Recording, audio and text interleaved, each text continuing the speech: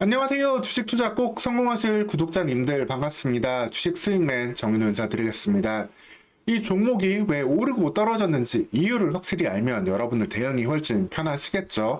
오늘 시간도 종목에 대한 내용들 핵심만 쏙쏙 뽑아서 쉽게 전달 드리도록 하겠습니다. 오늘 시간 같이 살펴볼 종목은 반도체 관련주인 저스템이 되겠는데요. 2023년도 다소 아쉬운 실적으로 인해 가지고 다소 소외되어 있는 모습이었지만 2024년 잠에서 깨어나는 모습을 좀 기대해 볼 수 있겠습니다. 그래서 2024년 2월 27일 상한가를 기록하는 모습을 보여주기도 했는데요. 소외되었던 종목들이 상승을 본격적으로 하면은 그 상승의 폭은 가히 놀라울 수도 있을 만큼 오늘 시간 저스템에 대한 상승 이유들 자세히 알아두고 보시면 되겠습니다.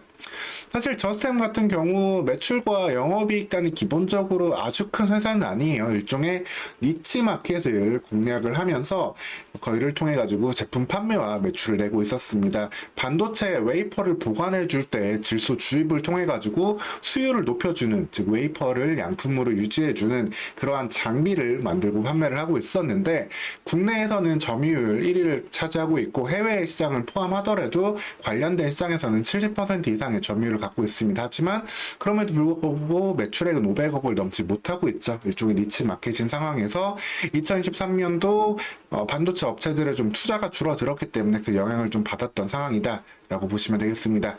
다만 전체적으로 반도체에 대한 투자가 다 지금 늘어날 수 있고 특히 HBM이라든가 갈수록 단가가 높고 그리고 수율 관리가 필요해지는 라인들이 늘어날수록 저스템의 장비 또한 추가적인 매출을 낼 수 있는 시점이 될 수 있겠다.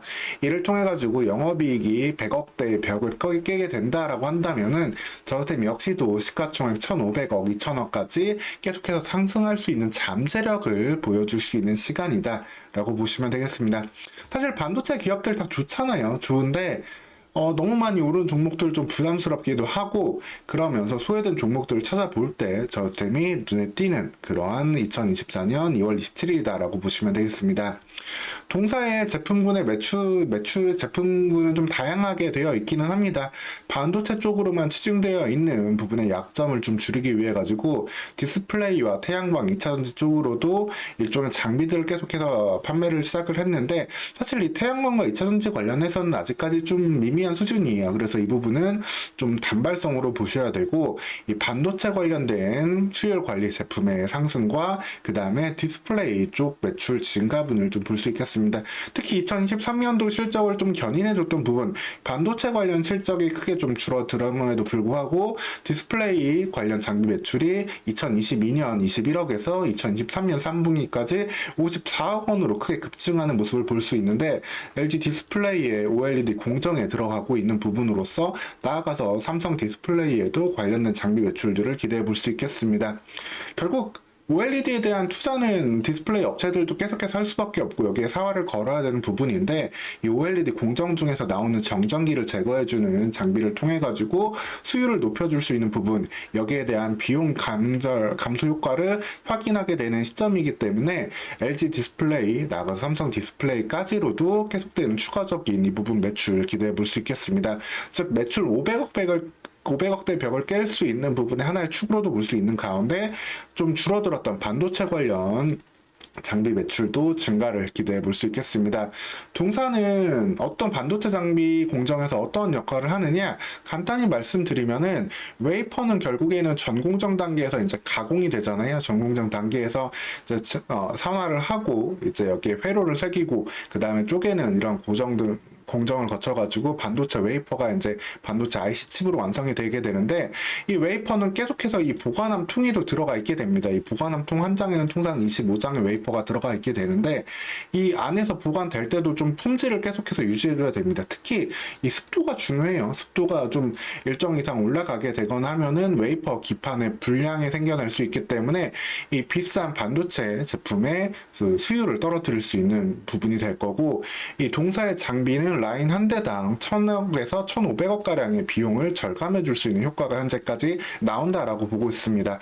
근데 여기에서 조금 더 선당 공정, HBM 공정 쪽으로 간다면 이 비용 절감 효과 또한 더욱더 같이 증가될 수 있기 때문에 동사의 장비 매출은 나아가 계속해서 기대해 볼 수 있다라고 보시면 되겠습니다.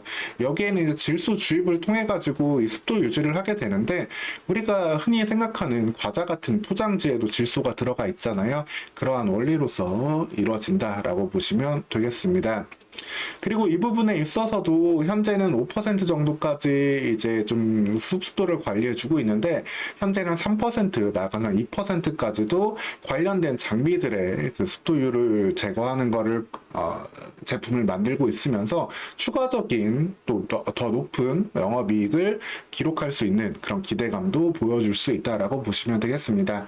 사실 반도체 공정에 있어가지고 여러 종목들 좀 많이 관심을 받고 있지만 HBM 관련주도 그렇고, 또 하나 많이 관심을 받고 있는 결국에는 반도체 수율을 관리해 줄 수 있는 종목들이에요.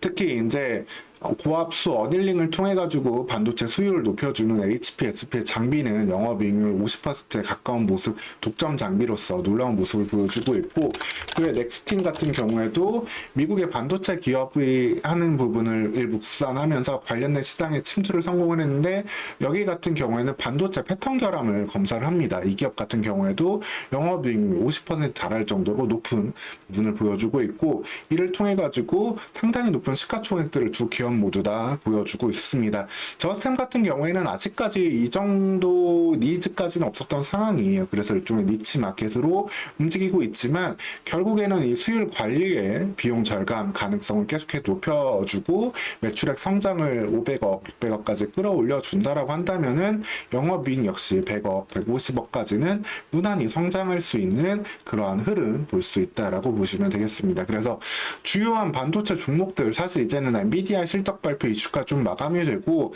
각종 이제 미국의 소비 물가 지표들 보면서 다시 한번 좀 긴장할 수밖에 없는 시즌이 될 수도 있는데, 좀 소외되었던 종목, 좀 바닥권에 있었던 종목으로서 관심을 둘 종목 본다고 한다면은 저스템 같은 경우 상한가 이후에도 충분히 편안하게 움직이는 모습 기대해 볼 수 있겠습니다. 사실 그러면서 좀 눌림 나온다 해도 18,000원까지는 쉽게 깨지 않을 수 있다라고 보시면 되겠고, 이 18,000원, 2만원 사이에서 비중 담아 보시면서 결국 궁극적으로는 한 3만원까지, 시가총액 2,000원까지의 랠리도 기대해 볼 수 있는 2024년이다 라고 좀 보시면 되겠습니다. 오늘 시간 이렇게 저스템이 어떠한 장비를 가지고 매출을 내고 있는지, 핵심은 반도체 쪽에서 주요 매출이 다 나오고 있지만 OLED 쪽으로도 또 추가적인 매출을 늘려가고 있다.